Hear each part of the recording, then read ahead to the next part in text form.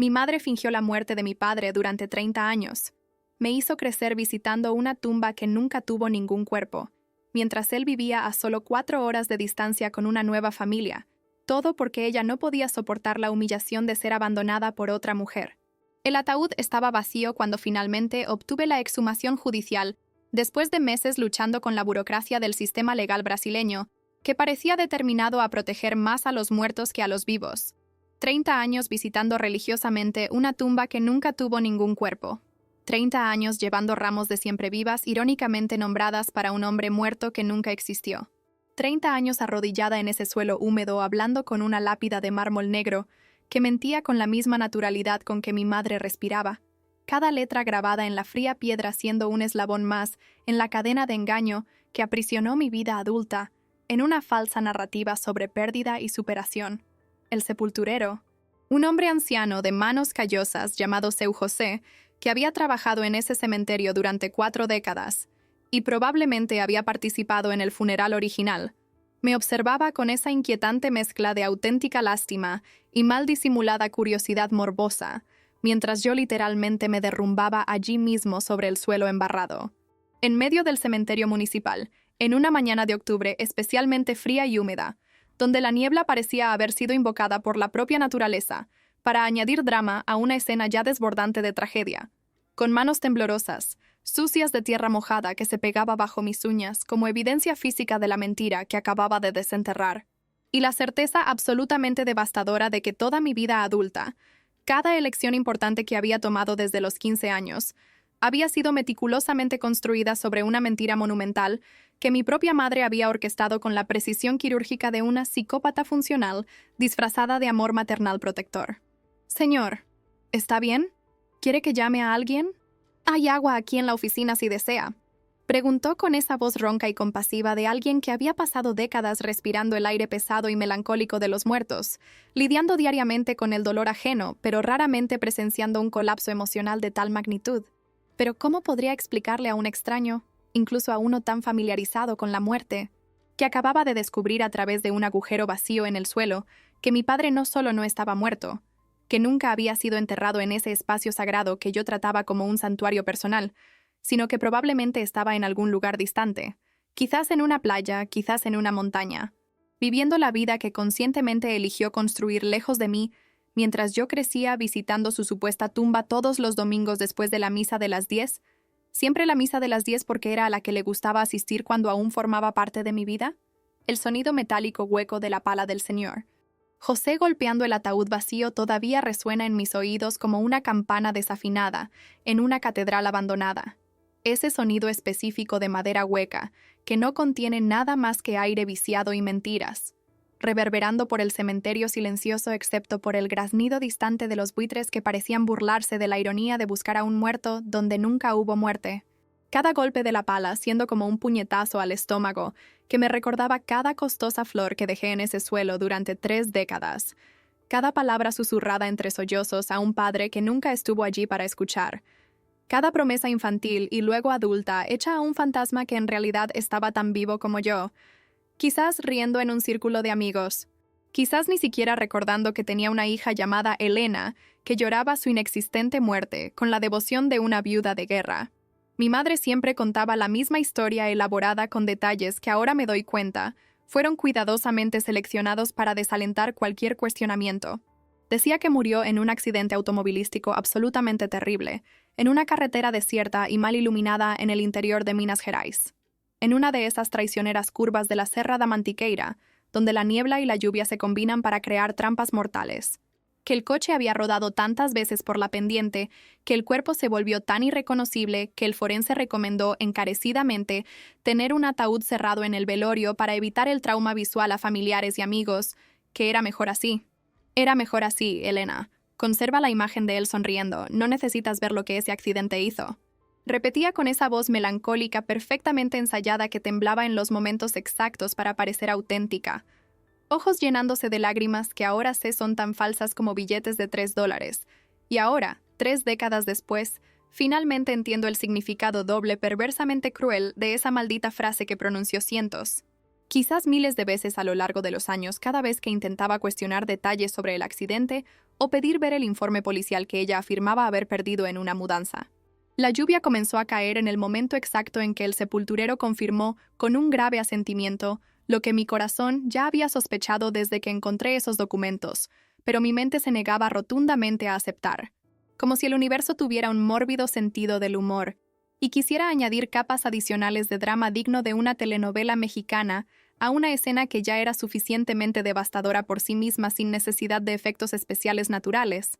Las frías y pesadas gotas de una lluvia primaveral fuera de temporada mezclándose con las lágrimas calientes y saladas que corrían por mi rostro, sin que yo hiciera ningún esfuerzo por contenerlas, mientras miraba hipnotizada ese agujero rectangular vacío, donde debería haber estado el cuerpo en descomposición de mi padre, donde debería haber huesos y los restos de un traje que mi madre dijo haber elegido especialmente para que fuera enterrado con él, donde debería haber habido cualquier cosa excepto el vacío absoluto que encontré y que reflejaba perfectamente el vacío que ahora sentía en mi pecho. Tenía solo 15 años y 3 meses, cuando ella me llamó a la sala con esa cara solemne que ponen las madres cuando necesitan dar malas noticias. 15 cuando me dijo con voz entrecortada que él había muerto en aquel fatídico diciembre de 1994 en un viernes 13 que parecía haber sido elegido por el destino para maximizar el drama. 15 cuando comencé a construir metódica y obsesivamente mi identidad como una niña sin padre, participando en grupos de apoyo para adolescentes en duelo, donde compartía un dolor que ahora sé que fue completamente fabricado. 15 cuando aprendí a través de libros de psicología que devoraba en la biblioteca a cargar con un dolor que los especialistas decían que era especialmente traumático en la adolescencia, una edad en la que más necesitamos figuras paternas, y que ahora descubrí fue completamente fabricado por manos maternas que deberían haberme protegido del mundo. No crear mundos falsos para que yo los habitara como una prisionera inconsciente. Los presentes en el cementerio esa mañana lluviosa, en su mayoría señoras mayores que visitaban a sus verdaderos muertos con flores reales por un duelo real, me miraban con esa incómoda mezcla de vergüenza y curiosidad mórbida mal disimulada, mientras yo gritaba improperios a la tumba vacía, maldiciendo no al hombre muerto que nunca existió, sino a la mujer que inventó esta elaborada muerte como una dramaturga escribiendo una obra donde yo era simultáneamente protagonista y víctima.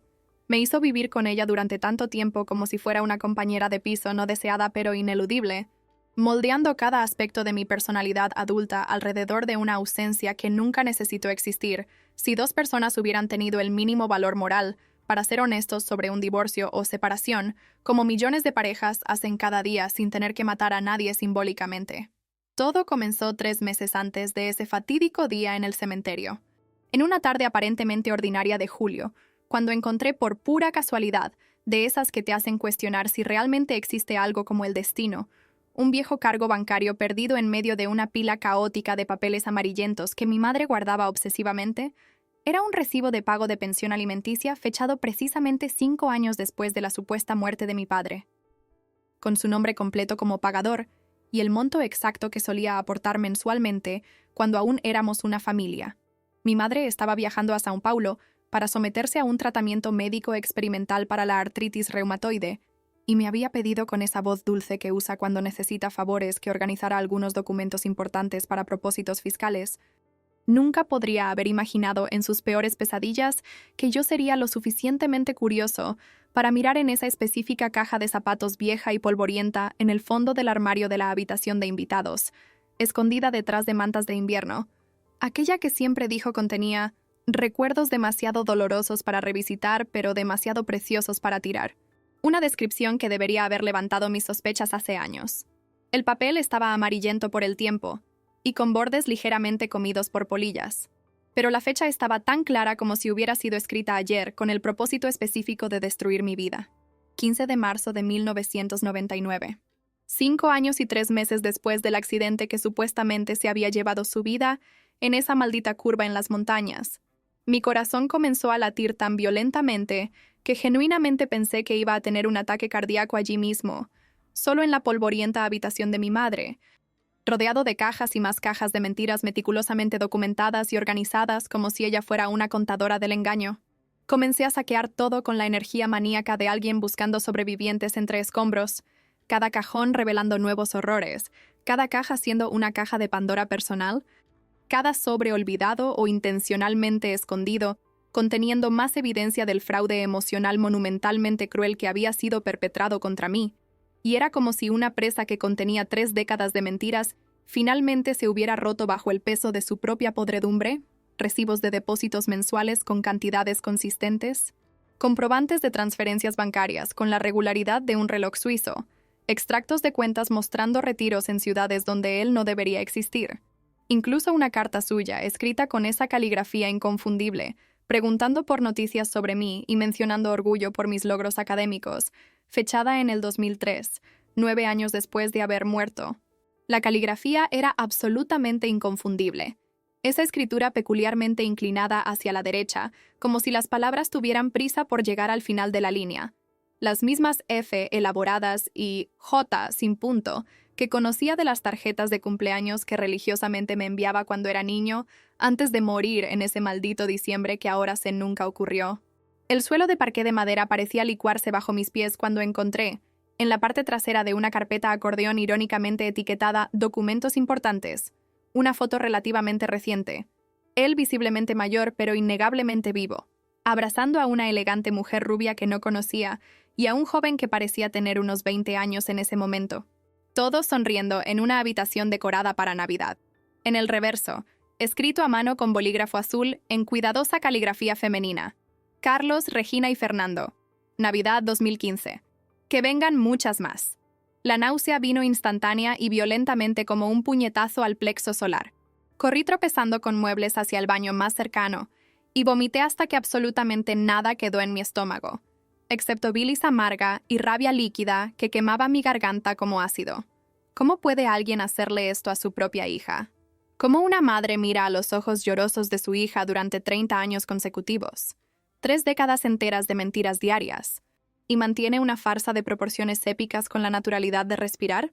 ¿Cuántos cientos de veces me vio llorar en el Día del Padre, cuando la escuela organizaba esas crueles presentaciones, donde cada niño hablaba sobre su padre mientras yo permanecía silenciosamente en la esquina?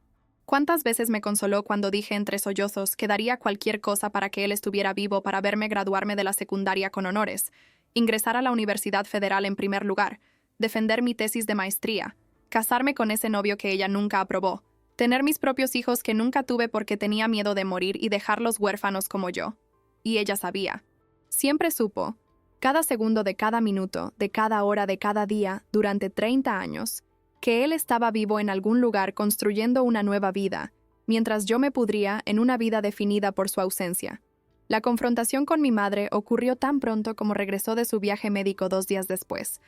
Un martes excepcionalmente lluvioso y frío, que parecía haber sido informado de antemano, que sería el día en que mi mundo se derrumbaría definitivamente de una vez por todas. Esperé estratégicamente a que entrara por la puerta principal, arrastrando su maleta con ruedas. Le permití quitarse su abrigo de lana humedecido por la llovizna, preparar su té de manzanilla habitual, sentarse con un suspiro cansado en su sillón favorito, ese de cuero marrón envejecido que mi padre había comprado en su primer aniversario de bodas, en una tienda de antigüedades del centro.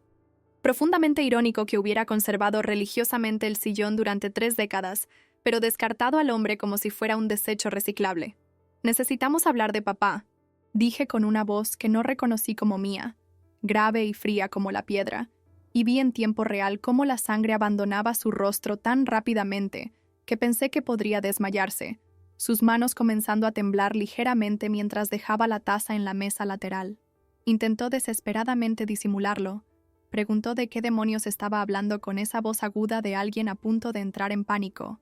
Pero cuando coloqué metódicamente los documentos sobre la mesa de café de cristal, organizados cronológicamente como evidencia de un crimen premeditado, porque eso es exactamente lo que era, un crimen emocional que abarcaba 3 décadas, simplemente se derrumbó como un castillo de naipes en un vendaval. Las lágrimas vinieron primero en silencio, corriendo por su rostro envejecido, luego los sollozos convulsivos que sacudieron todo su cuerpo, y finalmente las elaboradas justificaciones que claramente había ensayado mentalmente durante décadas, para el día en que inevitablemente descubriría la verdad. No entiendes, Helena. Eras demasiado joven para entender en ese momento. Nos abandonó sin mirar atrás. Eligió a otra mujer cuando tenías solo 15 años y necesitabas tanto a un padre.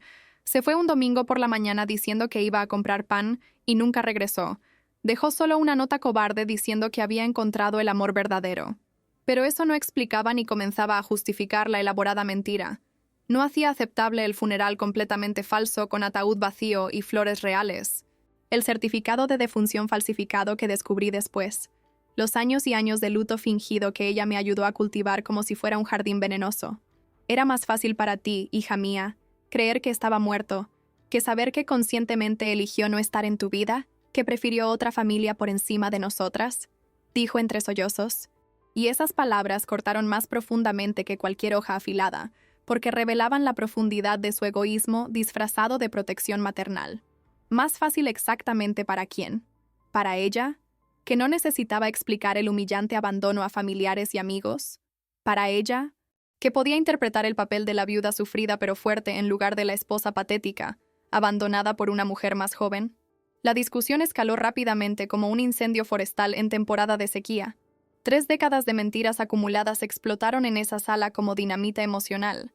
Los vecinos del apartamento de al lado deben haber escuchado claramente mis gritos histéricos. Las acusaciones que escupí como veneno, el ruido ensordecedor de los marcos de fotos familiares que lancé contra la pared con toda la fuerza que tenía. Todos esos marcos cuidadosamente pulidos de una familia que nunca fue remotamente lo que pensé que era. Cada foto ahora evidencia de una vida construida sobre cimientos completamente podridos. Hice esto para protegerte. Todo lo que hice fue pensando en ti, en tu bienestar, en tu futuro. Gritó ella con una convicción que sería admirable si no fuera completamente delirante. Pero la protección no debería doler tanto como la brutal verdad que escondió.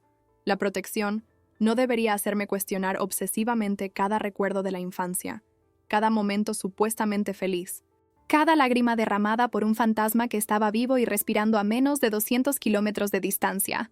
¿Protección? Me reí, una risa amarga y quebrada que sonó más como un ladrido. ¿De qué exactamente me protegiste, madre? ¿De la oportunidad de tener un padre presente aunque estuviera divorciado? ¿De la posibilidad de procesar el abandono de manera saludable con ayuda psicológica adecuada? ¿De la oportunidad de tomar decisiones informadas sobre buscarlo o no cuando fuera adulta? No me protegiste de nada. Me condenaste a 3 décadas de dolor innecesario porque era más conveniente para ti.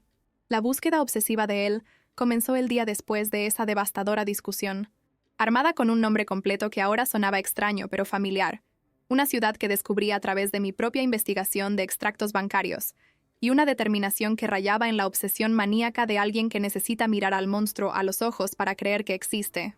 Carlos Alberto Méndez. Un nombre tan común que parecía haber sido elegido a propósito por los dioses de la ironía, como si quisiera disolverse en la multitud de Carloses que existen en Brasil, convertirse en solo otra cara en una ciudad mediana del interior de São Paulo.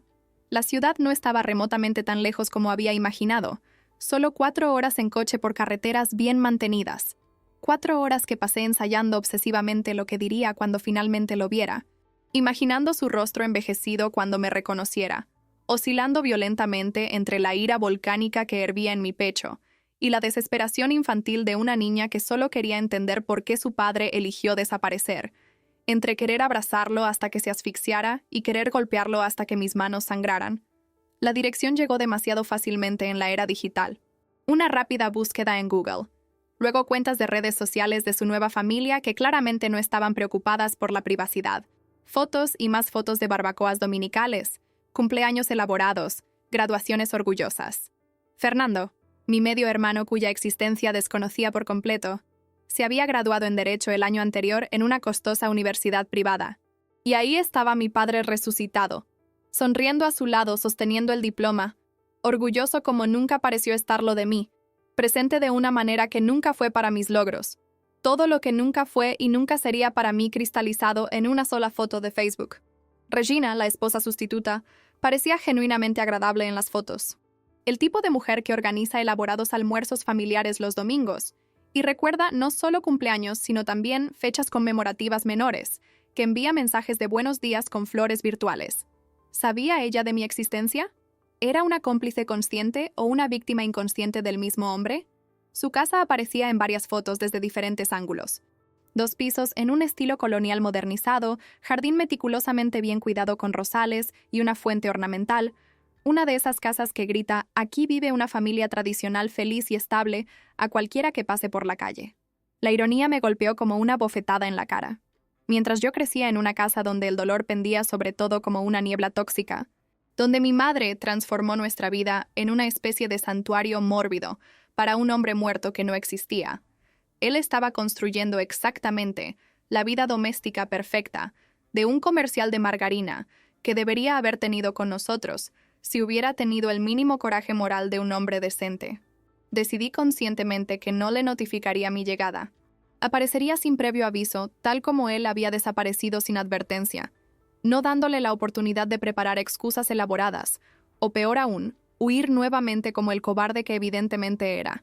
Pero primero, necesitaba hacer algo que había estado posponiendo durante semanas desde el descubrimiento inicial, confirmar con mis propios ojos que la tumba estaba realmente vacía. Necesitaba esta prueba final, definitiva, incontestable de que los últimos 30 años de mi vida habían sido un completo fraude emocional orquestado por las dos personas que más deberían haberme protegido en el mundo. El proceso burocrático de exhumación fue sorprendentemente más fácil de lo que había imaginado. Presenté al juez sospechas bien fundamentadas de irregularidad en el entierro original. Algunos documentos claramente cuestionables que mi madre había firmado en su momento con la firma temblorosa de alguien que estaba nerviosa. Inconsistencias en las fechas que cualquier persona mínimamente atenta notaría. Y un juez comprensivo que vio en mis ojos desesperados la desesperación de alguien que necesita visceralmente la verdad, por dolorosa y devastadora que sea. Creo que vio en mis ojos, rojos de tanto llorar, que esto no era un asunto legal, sino un asunto de supervivencia emocional. El día de la exhumación fue precisamente cuando esta historia comenzó a ser narrada.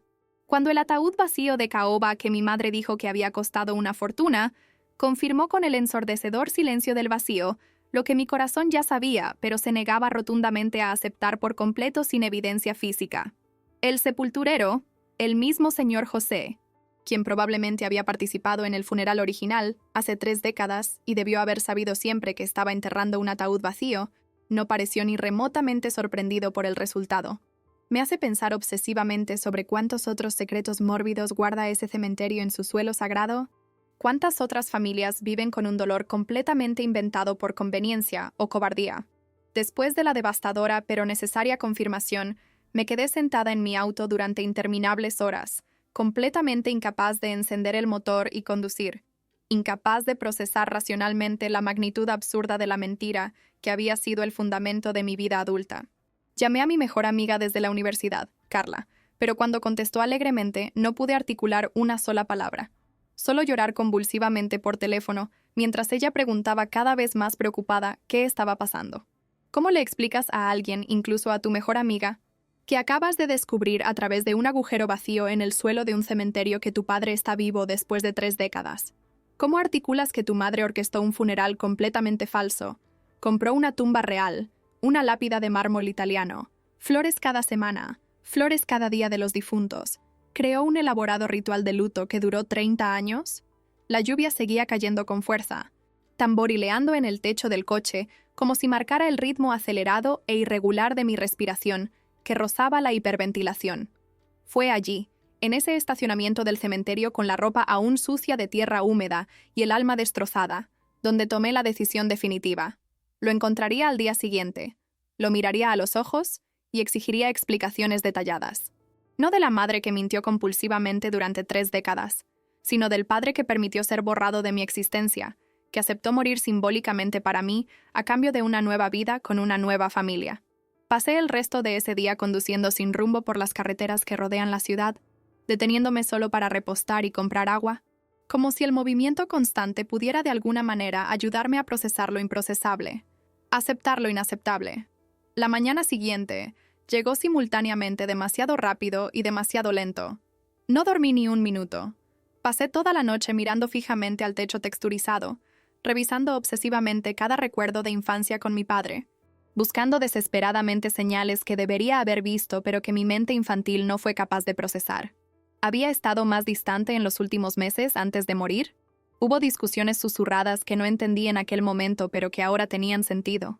¿Mi madre lloraba escondida en el baño antes del supuesto accidente? ¿O esas lágrimas vinieron solo después, parte de la actuación? La memoria es notoriamente traicionera, reconstruyéndose y adaptándose para encajar con lo que sabemos en el presente, y ya no confiaba absolutamente en ninguno de mis recuerdos, todos potencialmente contaminados por 3 décadas de mentiras. Salí de casa a las 6 de la mañana. El cielo aún completamente oscuro con solo un hilo de luz anaranjada en el horizonte. La ciudad aún durmiendo el sueño de los justos, que no han descubierto que sus vidas enteras eran mentiras. El viaje de 4 horas pareció durar simultáneamente minutos fugaces y siglos interminables. Con cada kilómetro recorrido, mi estómago se apretaba más como si alguien estuviera girando un torniquete interno. Mis manos sudaban tanto que necesitaba limpiarlas en mis jeans cada 5 minutos, dejando manchas húmedas en la tela. Paré 3 veces en el arcén para vomitar. Pura ansiedad mezclada con demasiado café negro en un estómago completamente vacío, creando una combinación nauseabunda. El GPS me guió con su voz robótica e indiferente, a través de barrios que progresivamente se volvían más bonitos, más arbolados, más familia feliz de anuncio de margarina. Su casa. Todavía es profundamente extraño y doloroso pensar que mi padre tiene una casa donde nunca viví, donde nunca fui invitada, donde mi existencia probablemente nunca fue mencionada. Estaba en una calle tranquila y arbolada, una de esas con badenes estratégicamente posicionados y señales de precaución, niños jugando, que sugieren una comunidad que se preocupa por sus pequeños. Aparqué a propósito a 2 manzanas de distancia. Necesitaba desesperadamente caminar. Necesitaba sentir mis pies tocando el suelo para estar absolutamente segura de que esto era real y no alguna pesadilla elaborada de la que despertaría. Eran exactamente las 9:32 de un sábado por la mañana cuando toqué el timbre con una mano temblorosa. El sonido haciendo eco dentro de la casa y dentro de mi pecho, como un presagio de destrucción inminente. Escuché pasos acercándose, voces conversando casualmente, una risa. Él estaba riendo, como alguien ríe en un sábado ordinario por la mañana cuando no sabe que 3 décadas de mentiras están a punto de cobrar su deuda emocional con intereses compuestos. La puerta se abrió y no era él. Era Fernando, mi medio hermano cuya existencia había ignorado hasta ver aquella foto, con los mismos ojos verdes que yo veía en el espejo cada mañana cuando me cepillaba los dientes, ojos que heredamos del mismo padre mentiroso. ¿Sí? ¿Puedo ayudarte?, dijo, cortés con esa cortesía entrenada de alguien que creció en un hogar de clase media alta, sin tener la más mínima idea de que estaba mirando a la hermana que no sabía que tenía, la hermana que fue borrada de la narrativa familiar, como si nunca hubiera existido. Necesito hablar con Carlos Méndez. Es urgente. Mi voz salió sorprendentemente más firme de lo que esperaba. Años de práctica enseñando a adolescentes rebeldes e irrespetuosos me dieron un control vocal que mi estado emocional absolutamente no tenía en ese momento. Fernando frunció el ceño, claramente encontrando extraño que una mujer desconocida y visiblemente alterada estuviera buscando a su padre un sábado por la mañana sin previo aviso. ¿Está aquí? Es importante. Se trata de un asunto familiar urgente, añadí, y algo en mi tono debió comunicar la gravedad de la situación, porque asintió con vacilación y me pidió que esperara. Tardó exactamente 2 minutos. 120 segundos que conté obsesivamente uno por uno como un niño esperando una inyección en el médico, hasta que apareció en la puerta. El impacto fue visceral y físico, como recibir un puñetazo en el estómago de un boxeador profesional. Estaba obviamente mayor, por supuesto. Cabello ahora completamente blanco como algodón. Algunas arrugas profundas marcando su rostro. Pero era innegable, incontestablemente él. El hombre que me enseñó a andar en bicicleta sin rueditas en el parque municipal, que leía cuentos de princesas y dragones antes de dormir con voces diferentes para cada personaje, que supuestamente había muerto en una curva traicionera cuando yo tenía 15 años y más lo necesitaba. Nuestros ojos se encontraron y vi el momento exacto, el milisegundo preciso cuando me reconoció. La sangre huyó de su cara tan rápidamente que genuinamente pensé que iba a tener un ataque cardíaco allí mismo en la puerta. Sus piernas parecieron debilitarse y tuvo que apoyarse en el marco de la puerta. «¿Elena?», susurró en una voz que no había escuchado durante 3 décadas, pero que mi cerebro reconoció instantáneamente. Y escuchar mi nombre en su voz después de tanto tiempo fue como abrir una herida que pensaba que había sanado, pero que en realidad solo estaba dormida. «Hola, papá». «Sorpresa. Tu hija muerta está aquí. O más bien, la hija ante quien fingiste estar muerto está aquí». Las palabras salieron cargadas de veneno destilado durante 3 décadas, lo suficientemente alto para que Fernando escuchara claramente. «¿Hija? Papá. ¿Qué está pasando? ¿Qué historia es esta?». La confusión en la voz de mi medio hermano era genuina y dolorosa de escuchar. Realmente no sabía de mi existencia. Había vivido toda su vida sin saber que tenía una hermana mayor. Regina apareció detrás de él como si hubiera sido convocada por el alboroto, probablemente atraída por las voces elevadas y la tensión palpable que emanaba de la entrada. Y la escena estaba completa como si estuviera en un escenario de teatro.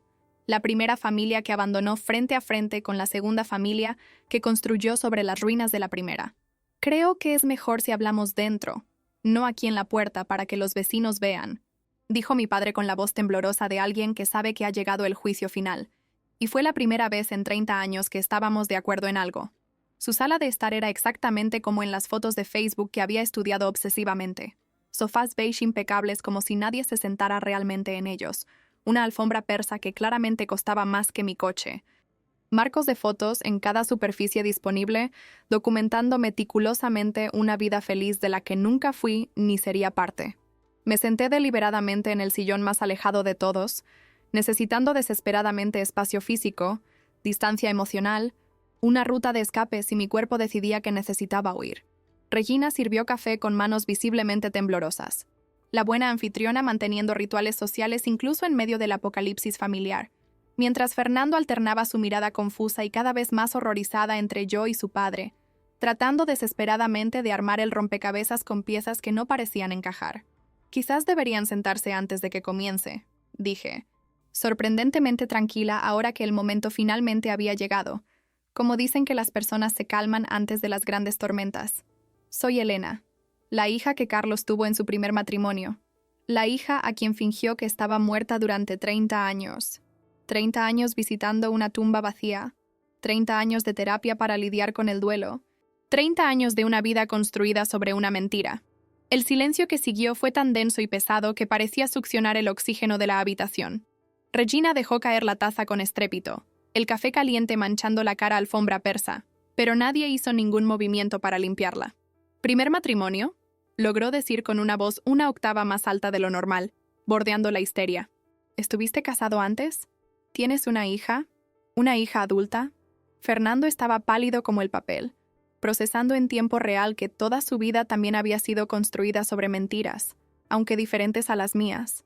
Mi padre, todavía resulta profundamente extraño y doloroso llamarlo así después de 3 décadas considerándolo muerto, parecía haber envejecido 10 años en 10 minutos.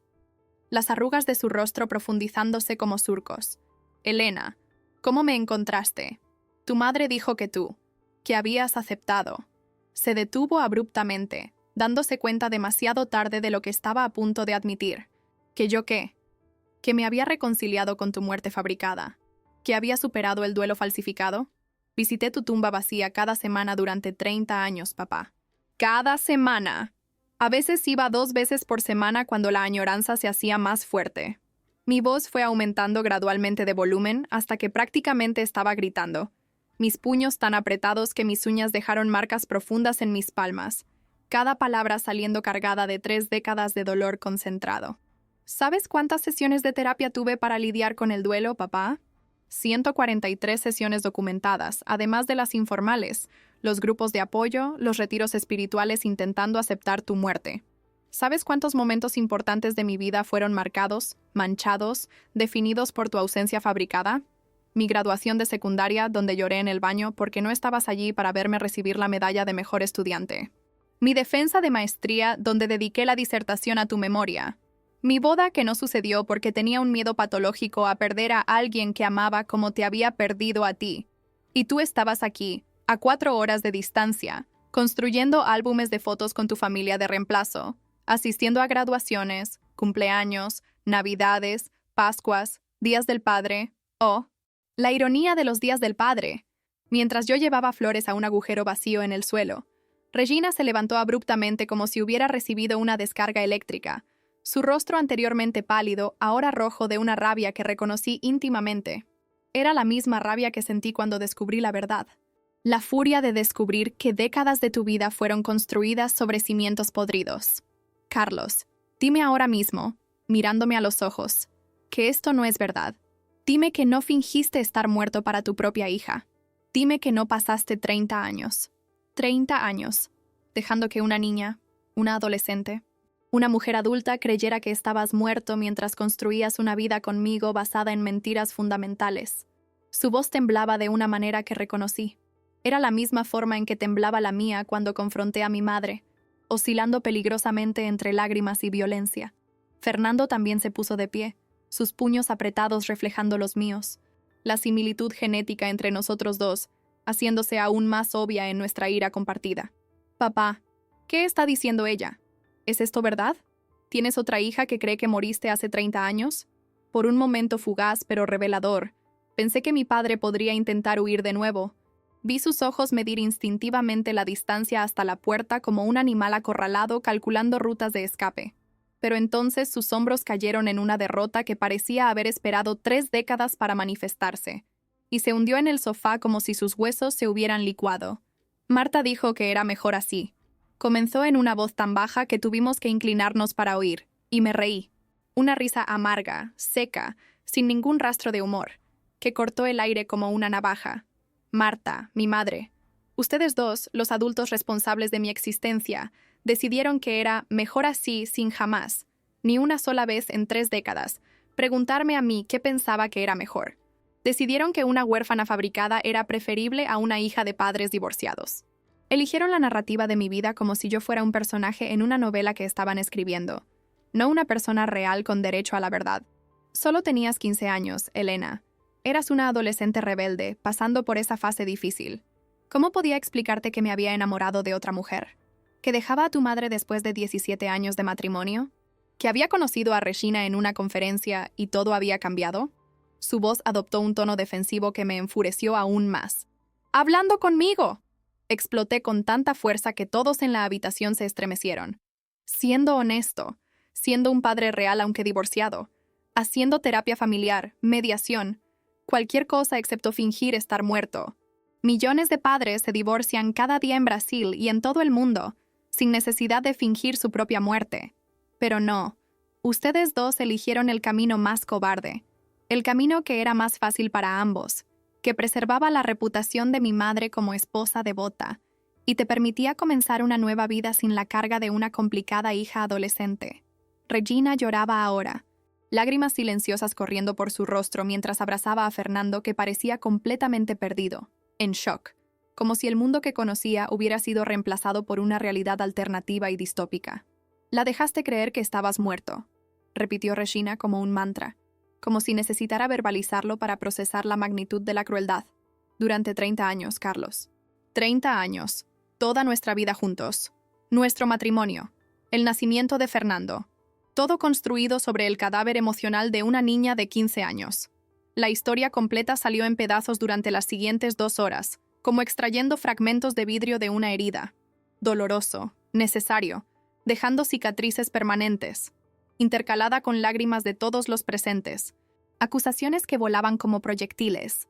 Silencios incómodos que duraban minutos enteros donde solo el tic-tac del reloj de pared rompía la tensión. Conoció a Regina cuando yo tenía 14 años y medio, en una conferencia de logística en São Paulo, donde ambos eran ponentes. Se enamoró con la intensidad de un adolescente, a pesar de tener 44 años en ese momento. Pero no sabía cómo dejar a mi madre, cómo explicarle a su hija adolescente que adoraba a su padre que estaba destruyendo la familia.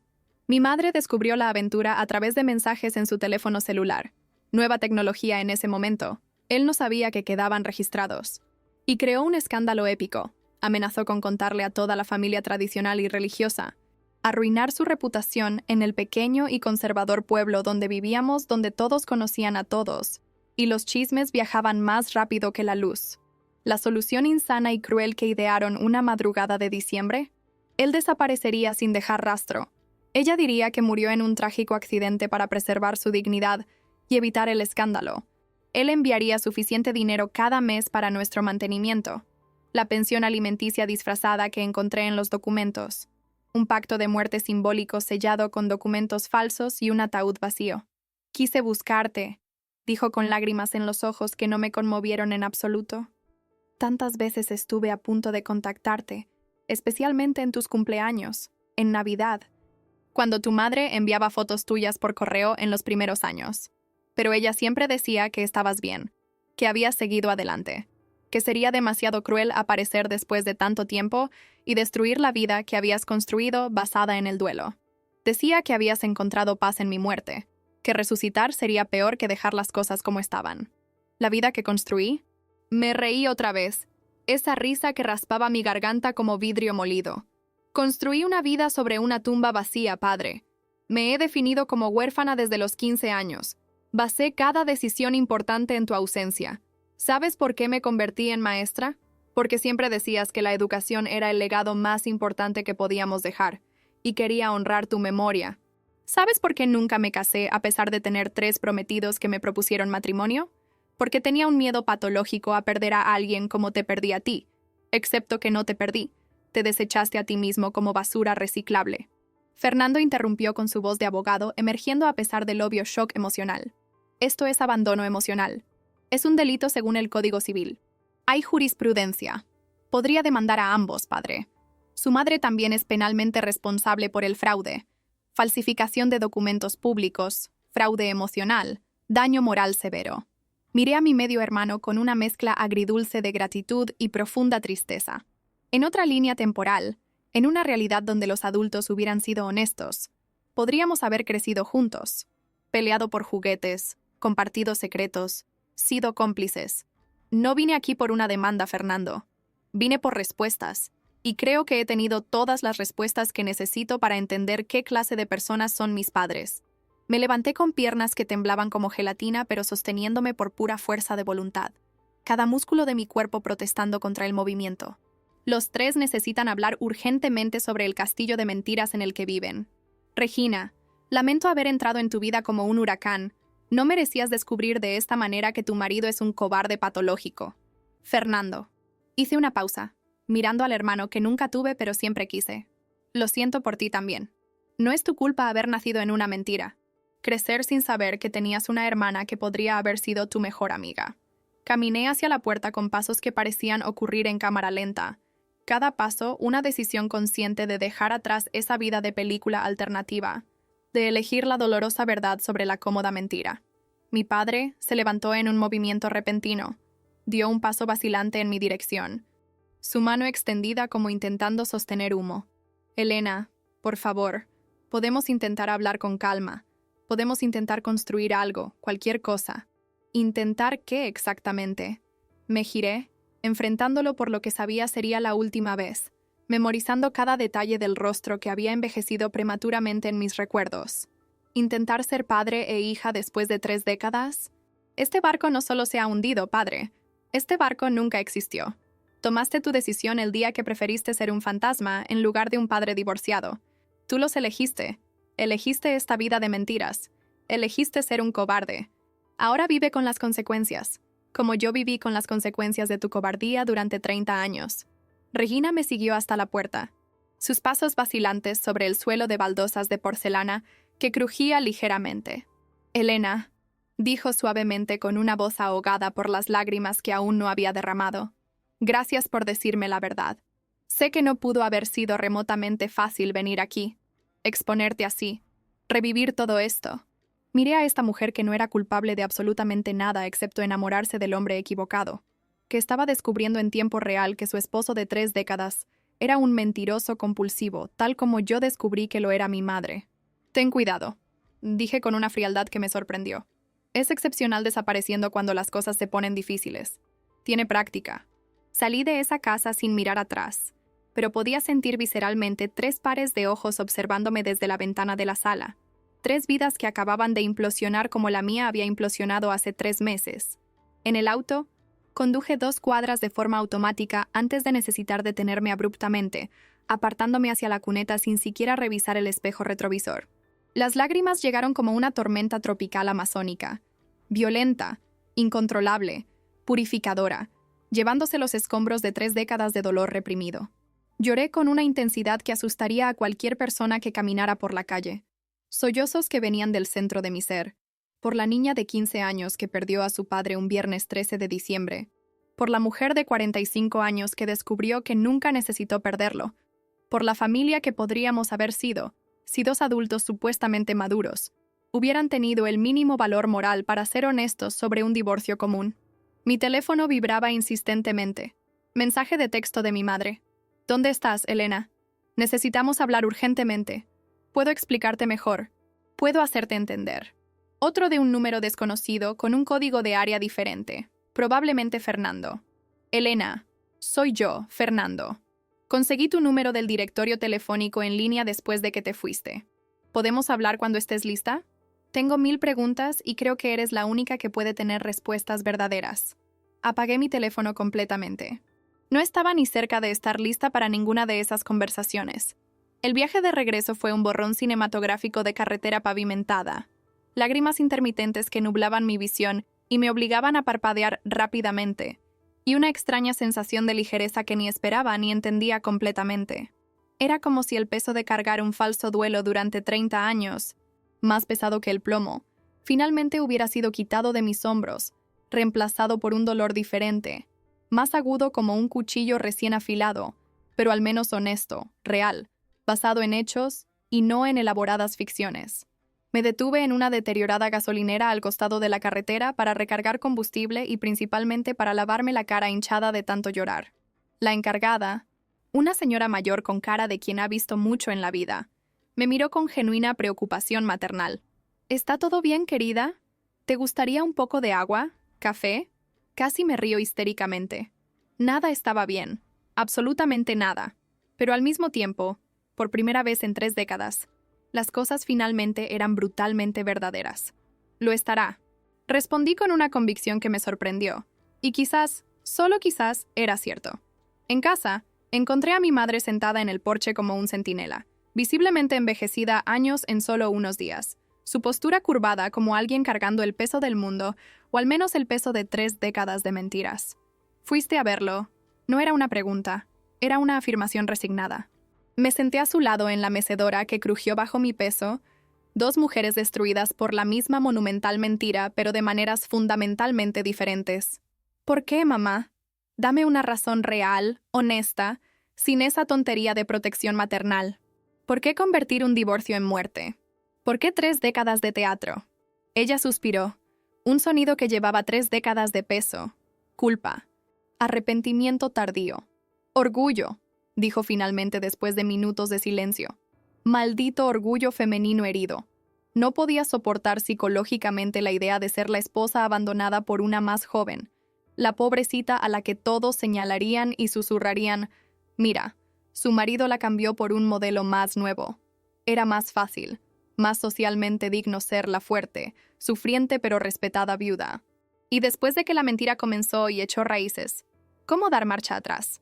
¿Cómo explicarle a una adolescente, luego a una joven adulta, luego a una respetada profesora universitaria, que su padre estaba vivo pero conscientemente eligió no ser parte de su vida? Cada año que pasaba hacía que la verdad fuera más imposible de revelar. Me quitaste mi elección, dije, demasiado cansada para gritar, demasiado exhausta para la ira. Tal vez yo habría elegido tener un padre ausente pero vivo en lugar de no tener padre en absoluto. Quizás lo habría buscado a los 18, cuando alcancé la mayoría de edad, a los 21 cuando me gradué, a los 30 cuando defendí mi doctorado. Pero sistemáticamente me quitaste todas estas posibilidades, una por una, año tras año, mentira tras mentira. Nos sentamos en un silencio sepulcral, el peso de 3 décadas de mentiras flotando entre nosotros como un fantasma. Irónicamente, el único fantasma real en toda esta historia de muertos ficticios.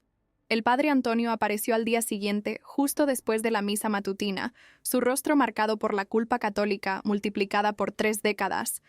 Envejecido como todos habíamos envejecido en esos pocos días de revelaciones. Siempre supe intuitivamente que él sabía algo, la forma en que sus ojos sutilmente se desviaban cuando mencionaba a mi padre en las confesiones, cómo siempre cambiaba de tema cuando hablaba de visitar la tumba, cómo sus misas del 7º día parecían especialmente cargadas con algún peso extra. Usted lo supo desde el principio. No era una acusación, solo una afirmación cansada. Se sentó pesadamente en la silla de la cocina que crujió bajo su peso, sus manos entrelazadas, como si rezara por el perdón divino. Tu madre vino a confesarse una semana después del falso funeral. Estaba desesperada, consumida por la culpa, pero también aliviada.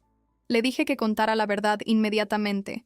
Elena, lo juro por Dios, pero estaba tan emocionalmente quebrada, tan desesperada, llorando compulsivamente. Y tú parecías estar sobrellevándolo relativamente bien para ser una adolescente. ¿Sobrellevándolo bien? Interrumpí con incredulidad. Padre, tenía 15 años. Por supuesto que parecía estar sobrellevándolo bien superficialmente.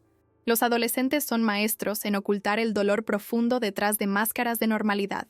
Usted, más que nadie, como guía espiritual, debería saberlo. Bajó la cabeza pesadamente, derrotado por el peso de su propia complicidad. Fue un terrible error. Un error monstruoso que he cargado todos estos años como una cruz. ¿Cuántos cientos de veces pensé en decírtelo después de la confesión? Pero, ¿cómo? ¿Cómo destruir tu fe no solo en tus padres, sino en todos los que te rodean, incluido Dios? Mi fe ya está destrozada, padre. Descubrir que las 3 personas en las que más confiaba en el mundo, madre, padre y guía espiritual, conspiraron activamente para mantener una mentira de estas proporciones.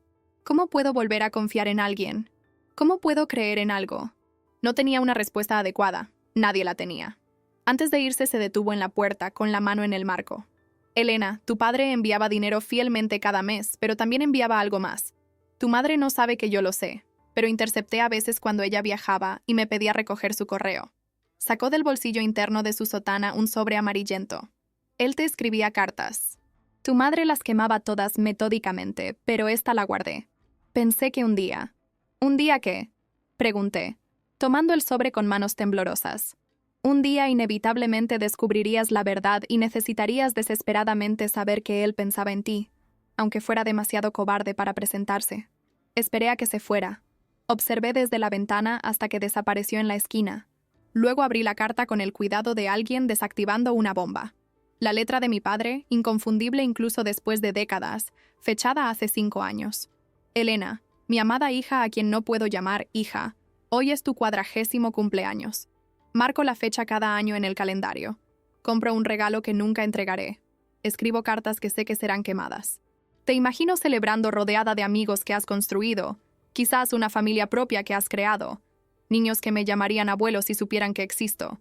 Tu madre, en las raras ocasiones que todavía intercambiamos mensajes sobre la pensión, dice que te has convertido en profesora universitaria, que eres brillante como siempre lo fuiste, dedicada, respetada, admirada. No me sorprende en absoluto. Siempre fuiste especial. Siempre tuviste tu propia luz que yo ayudé a atenuar con mi cobardía. Sé que no tengo absolutamente ningún derecho a sentirme orgulloso de logros que sucedieron a pesar de mí. No gracias a mí. Abandoné ese derecho hace mucho cuando elegí ser un fantasma. Pero me siento orgulloso de todos modos. Cada día, Helena. Cada maldito día me despierto a las 4 de la mañana pensando que hoy finalmente será el día en que tendré el coraje de aparecer en tu puerta, enfrentar tu ira justificada y necesaria, intentar explicar lo inexplicable, suplicar un perdón que no merezco. Pero luego recuerdo que crees firmemente que estoy muerto y enterrado, que reconstruiste brillantemente tu vida sin mí, que construiste una existencia plena a pesar de mi abandono, y el egoísmo de querer tu perdón no supera el terror paralizante de destruir la paz que construiste sobre mis huesos ficticios. Soy un cobarde, Elena. Un cobarde que te ama más de lo que las palabras pueden expresar, pero un cobarde al fin y al cabo. Y los cobardes no merecen hijas como tú. Feliz cumpleaños. Mi hija a quien nunca puedo llamar como tal. Tu padre que no merece serlo, Carlos. Leí la carta 3 veces antes de que las palabras penetraran verdaderamente la niebla de la negación. Luego una vez más en voz alta como si necesitara escuchar las palabras para creerlas. Él lo sabía perfectamente. Todos estos años sabía exactamente lo que estaba haciendo. El devastador precio emocional que estábamos pagando. No fue ignorancia, no fue un malentendido. Fue pura, destilada, cristalizada cobardía. La ira volcánica que sentí se mezcló con algo más complejo e indigerible. Lástima, quizás. Lástima por un hombre que vivió 30 años con el peso de su propia cobardía corroyendo su alma, construyendo una nueva familia sobre los podridos cimientos de una mentira, despertando cada madrugada con el peso de lo que hizo. El teléfono sonó estridentemente. «Fernando». Dudé largos segundos, pero contesté. «¿Elena? Soy yo. Mira, sé que no me debes absolutamente nada, ni explicaciones, ni tiempo, ni paciencia, pero... Padre confesó todo después de que te fuiste. Cada sórdido detalle. Mamá le pidió que abandonara la casa inmediatamente. Está en un hotel barato del centro. Yo. Tengo tantas preguntas ardientes. Sobre ti, sobre cómo era antes, sobre cómo eran como familia antes de que todo saliera mal. Su voz se quebró como vidrio. Siempre soñé con tener un hermano o hermana. Siempre. La ironía era dolorosamente palpable.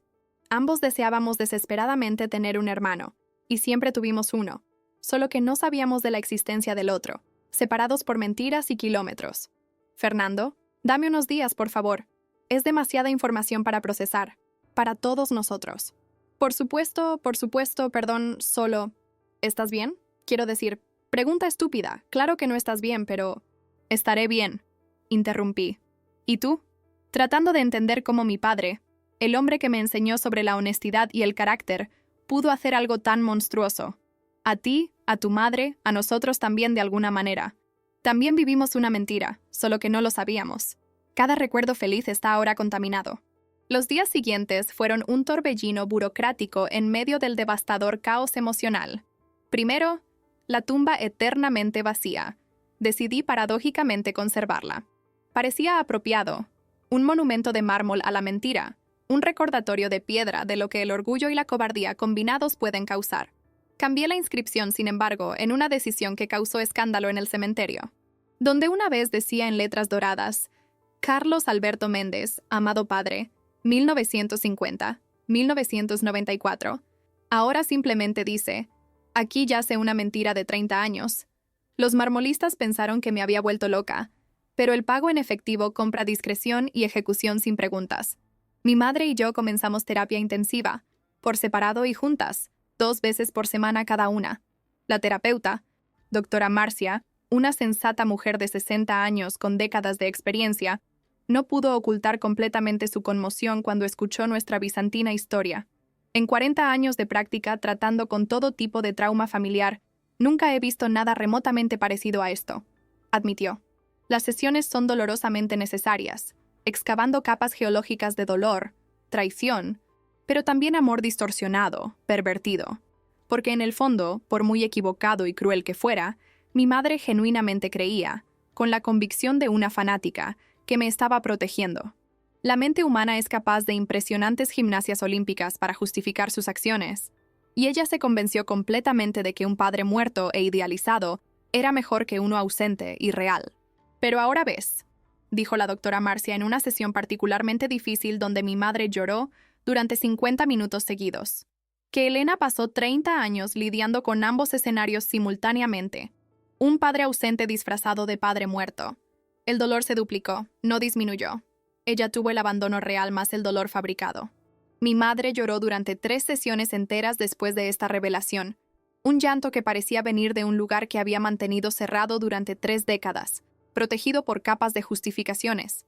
Nuestra relación está a años luz de ser reparada. Quizás nunca lo será completamente. Algunas heridas son demasiado profundas para sanar por completo, pero estamos tratando de construir algo nuevo sobre los escombros de lo que fue dinamitado.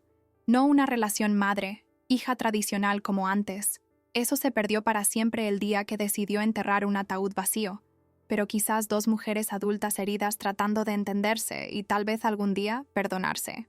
El perdón, descubrí en las sesiones, es un proceso geológico, no un momento.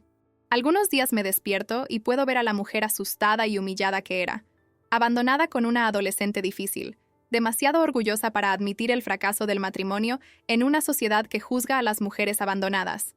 Otros días, la ira es lava volcánica, tal que apenas puedo mirarla sin sentir náuseas. Fernando ha estado llamando religiosamente cada martes y viernes.